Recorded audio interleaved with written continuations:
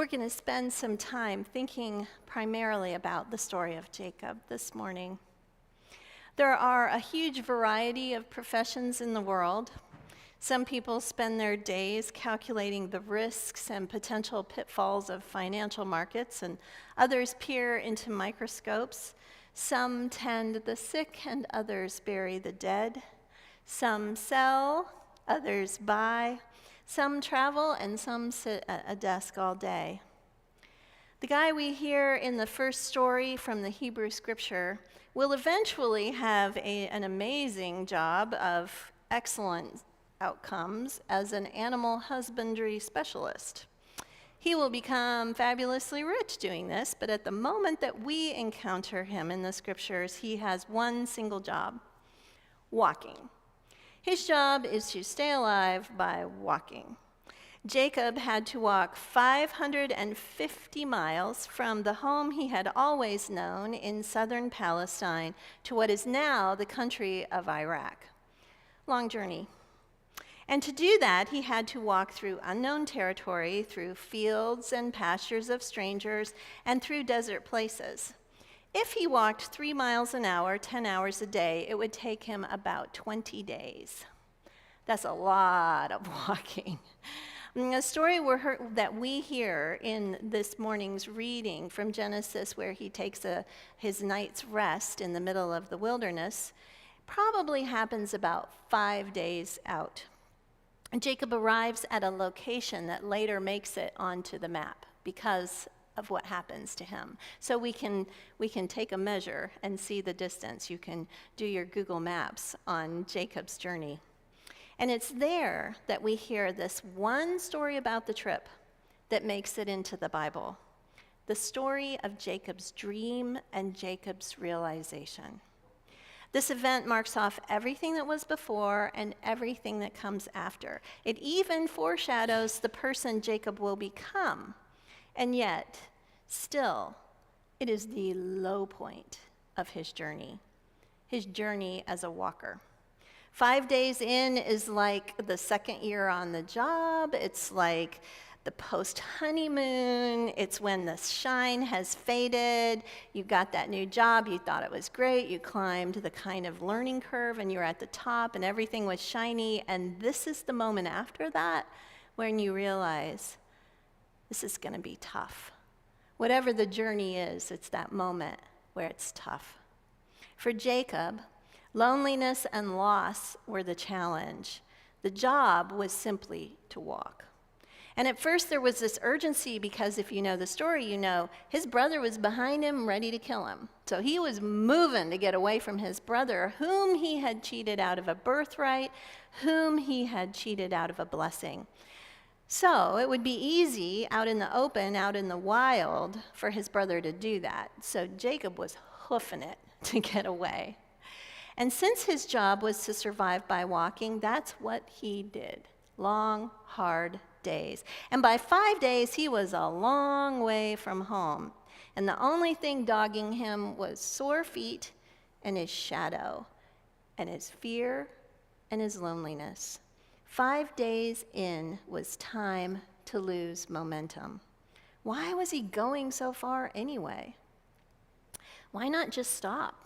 Why not find a friendly stranger and offer to work for him and stay there? In our personal and private lives, we hit these places of staleness, where that which had once given us energy and drive becomes empty, feels pointless. Maybe last year we graduated with a ton of momentum with our degree and we entered the workforce only to discover an inhospitable world. No place is welcoming our skills and interests. We're just trudging forward, trying to find some kind of income, anything. Maybe we've forgotten what it was that thing was that we really wanted, that thing that we felt called to do because we're just trying to face the wilderness and make it through. That seems to be about where Jacob was when he settled down for the night. Alone under a vast blanket of stars, he had the star blanket, but he didn't have a pillow. So he laid down on a rock. I suspect he also kind of snuggled in with some other rocks and tried to create whatever kind of comfort he could before he fell asleep. Don't you imagine it took a minute, tossing and turning and being so uncomfortable, so exposed? He probably cursed that place just a few times before he fell asleep. He was at a low point, but God was there. God gave Jacob a vision of a crowd. He was in the middle of nowhere. The dream gave him a crowd of spiritual beings, messengers, which is what angels are, messengers with messages. Say that 5 times fast. Messengers with messages, going up and down on a staircase from heaven to earth. And the Lord stood by Jacob's side and reminded him of his role in the messages of this heavenly activity. God was talking to him, calling him by name, and that was the God of his grandfather and his father. This God was promising that even though he was in the middle of nowhere, he was not unknown. He was indeed known intimately by name, and he would become the father of multitudes. Best yet, God would be with him the whole way. Most of us don't take literal journeys like this, but I suspect that each one of us can relate to the way that our journey through time can affect us in the same way. Sometimes we just lose that sense of purpose. Sometimes the goal seems too far away, or it simply becomes meaningless. What happens then? What happens? Well, here are some suggestions from this story, some ways to determine for ourselves when we're in that place. And the first thing to observe is that nothing changed. He was on a journey, he woke up, he was on a journey. God didn't change a thing about Jacob's situation. As the believers, we are saved through things, not out of them. He didn't wake up at the Hyatt Regency, right? He woke up with his head on a stone. Years ago, I led a youth group on the Current River, and we were doing this confirmation youth group trip, right? So we get on these canoes, and the minute, I kid you not, the minute everybody is in their canoe and putting the paddle in the water, it rained. It was October, it was already chilly, we had jackets, we had a few people who knew better than to go without a rain poncho, but a lot of people didn't even have a rain poncho. There's 5 canoes, we're going down the river in a deluge, and we have 6 hours on this river. Oh, maybe the rain will be over, maybe it'll get better. It did not. We were so wet. We're standing around on a gravel bank eating soggy peanut butter and jelly sandwiches with trash bags on, waiting to make it through the end of this wonderful trip that Pastor Rebecca had thought of, right? Halfway through, we got this junior high kid and me in the canoe, and he says to me from the front, "Can we get airlifted out of here?" And I was wishing the very same thing. But God doesn't airlift. God meets us as we journey through our suffering, through our professional angst, through our struggles with a colleague or a family member. And through that pain, even as it nags us, even as it makes us question everything, God knows our name and God knows our purpose and our future.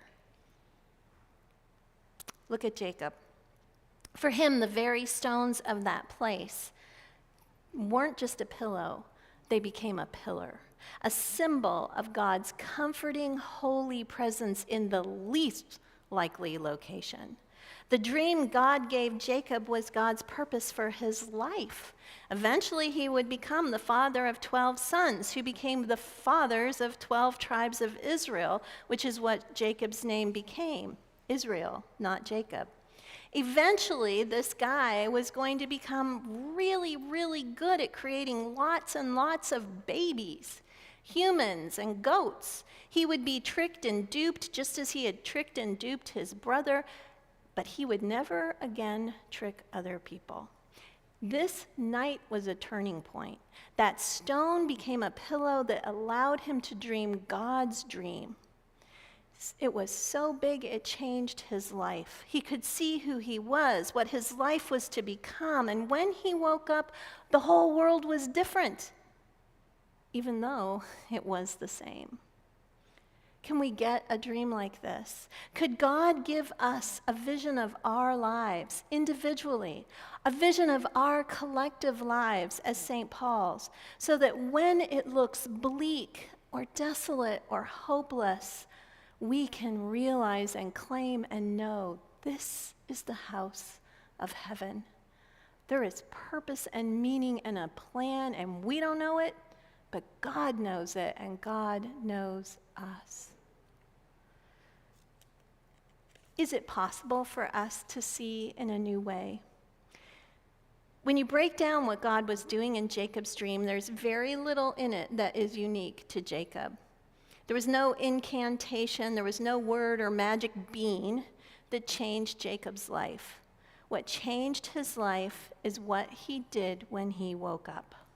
Because when he opened his eyes, he let the insight, the encounter with God, change him. It changed his outlook. It changed his hope.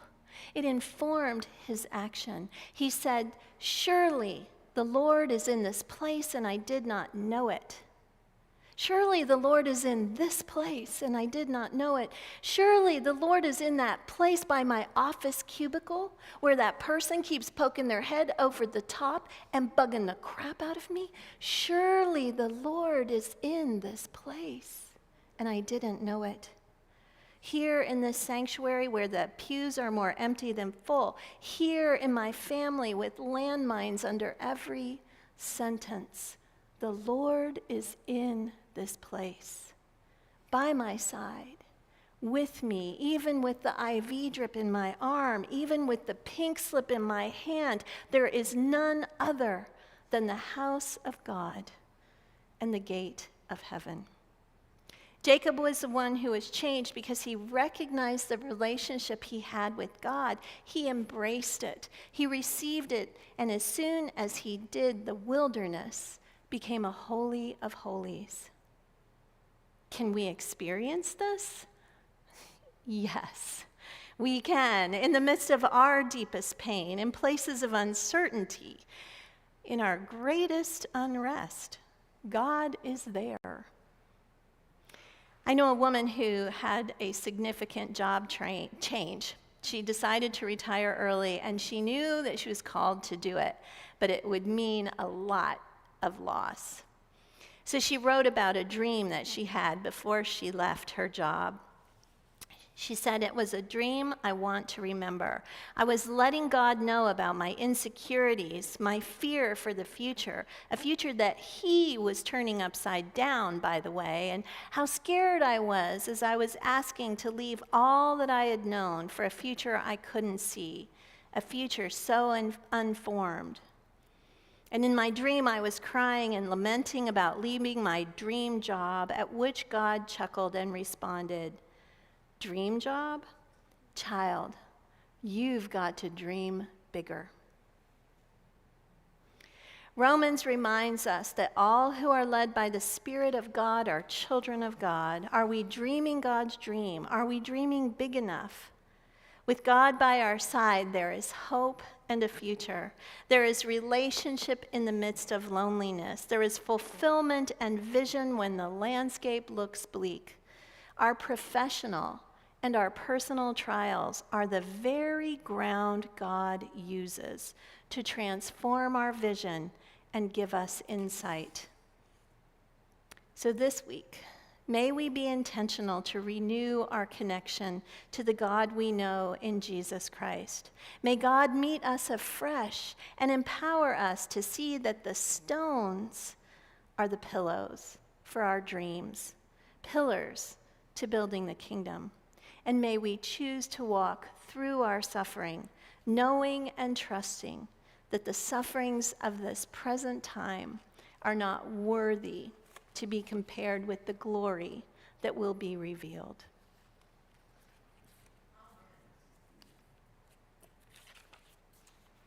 Amen.